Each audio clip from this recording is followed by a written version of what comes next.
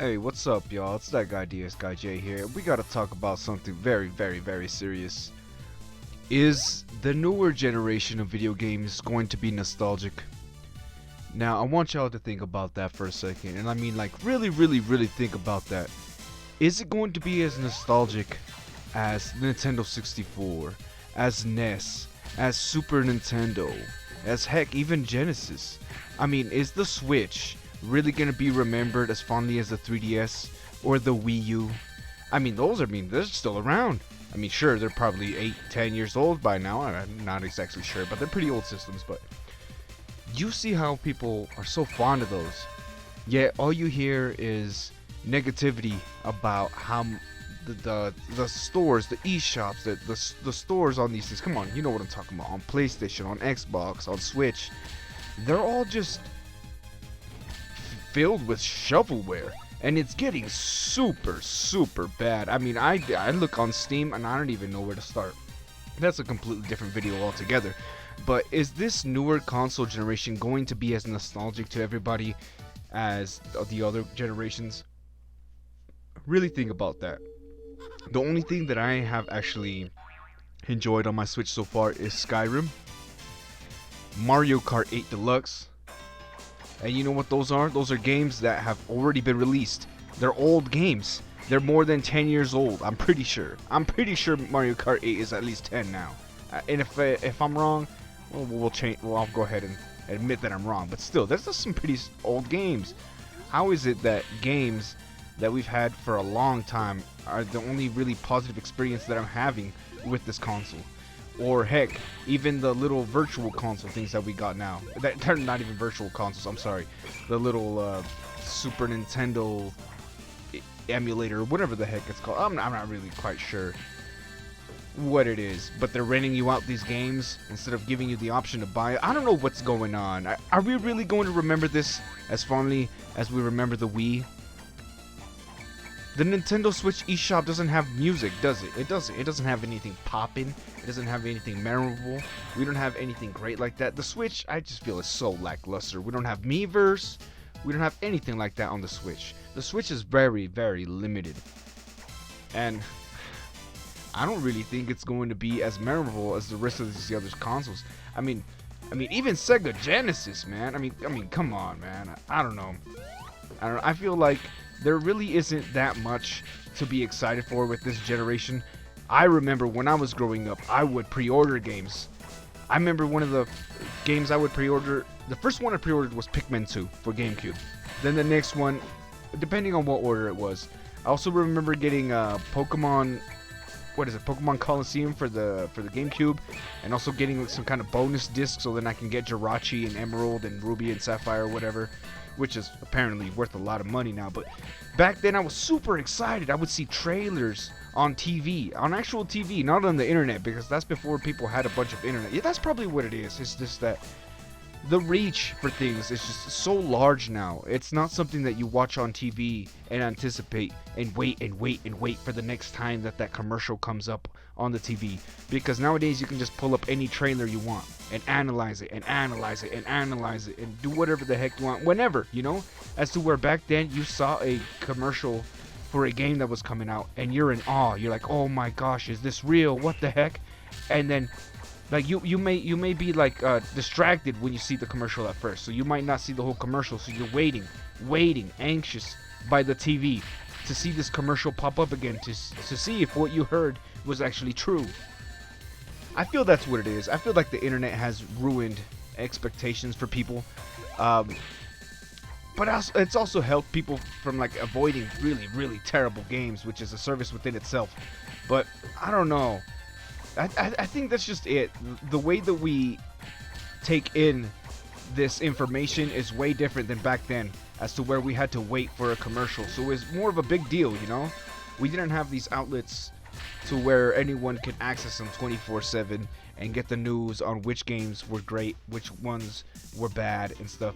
You had to rely on some kind of magazine, you know, that you either purchased or you went to the library and saw, because the library had a subscription for either the what was it, like Nintendo Power or the other one before it, the Not the one that GameStop has. It was something else. I would find it the Prima strategy guides and stuff like that. All the man. The chimes have changed. I honestly I don't really think that this generation is going to be as nostalgic. Probably to some people, yeah. But there a bunch of the library of the Switch is just recycled content. I'm not saying all of it, but more than that, first party. A majority of the first party games on the Switch are just ports. They're just ports. Stuff that's already been released on other game consoles. Oh my gosh, I'm having trouble speaking right now because I'm getting my butt handed to me by this SBO. But you get the point. Is it really gonna be nostalgic? PS3 is nostalgic to me. Like how when you first play a system at somebody's house. So, man, I don't know what I'm saying, man. I'm just wondering, why has this changed? I haven't been excited for a new release in video games in such a long time. We lost E3, we lost a bunch of things. Nowadays, YouTubers are our outlet or our source for our news, and we have to rely on how someone feels about a certain game in order to come to the conclusion whether or not we're going to purchase a game or not. And it's good to have somebody's opinion on it, but not everyone's the same, you know? So like, who could you really trust? You're just watching what, maybe YouTubers that you're subscribed to or something. So maybe you respect their opinion a little bit more, and it might keep you from games that you might enjoy, you know? Or I don't know what's worse, being influenced by a content creator and possibly missing out on a game that you might enjoy, or being lied to by the tabloids and all the magazines from back then and to tricking you into getting a game and then it's just absolutely terrible. It's like video games are always caught in this loop to where are they good, are they bad? And yes, they are good, but there's so many bad things out there, and the way that we're getting exposed to these bad things, or the way that we're being, I don't know, I feel like social media is very strong. Social media has a very strong influence, and I just wish that it didn't exist. I mean, I do wish it exists. I mean, dang, man, the internet's great, man, but I just feel like there shouldn't be much of an influence as it has. I feel like the wonder, the mystique of getting a game that you've never seen before, it's gone. That's what it is. That's what it is. Nowadays, you can just look up any game before it's out or after it's out and figure it out whether you want it or not. It's no longer a mystery, you know? You no longer have this, like, anxious feeling of wanting more news. You can just get it whenever you want now. And that's probably what's wrong with the industry. It's just... It's just information is available. Too much information is available. So by the time something comes out, we probably already know all about it. And it's sad. I haven't wanted to pre-order a game in such a long time. And that's sad. That magic is gone. The magic is gone. And sure, it may be that the demographic is different. You know, maybe the DLC, the microtransactions, that messed up gaming for sure. Oh my gosh, man. There's just so many variables, so many things that could have messed up how gaming was. And I'm not sure where to pinpoint. That's what I'm saying. Like, what the heck happened? Why are games not feeling that they're going to be nostalgic? I feel like they're just recycled. They're feeding more on the nostalgia. There's no more creativity in video games. Or maybe I'm just not being enticed, or I'm not being swept away by what they're presenting. It all just looks the same to me. It's either a third-person adventure, open-world sandbox, or you got a first-person shooter, or you got a battle royale. It's like we've run out of ideas.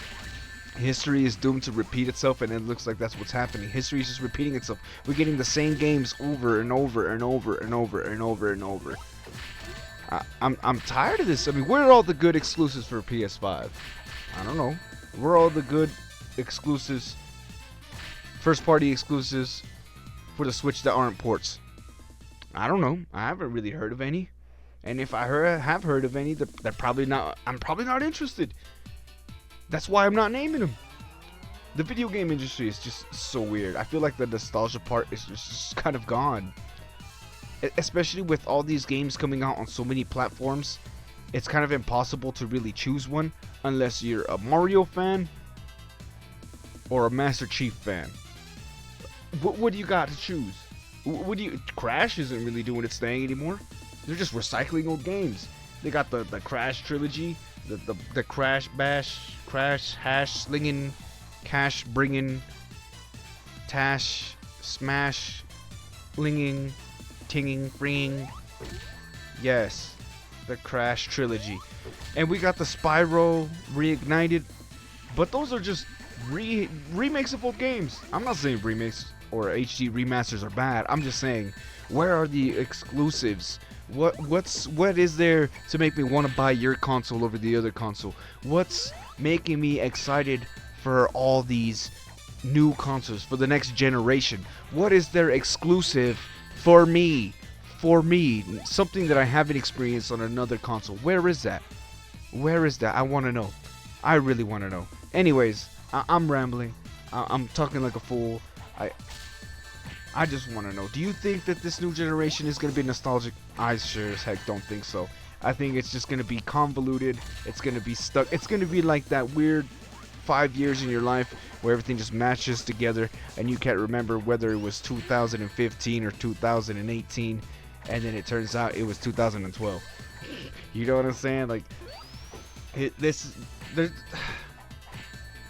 I'm out. Have a good day or night wherever you are in the world. Bye. Stay peachy.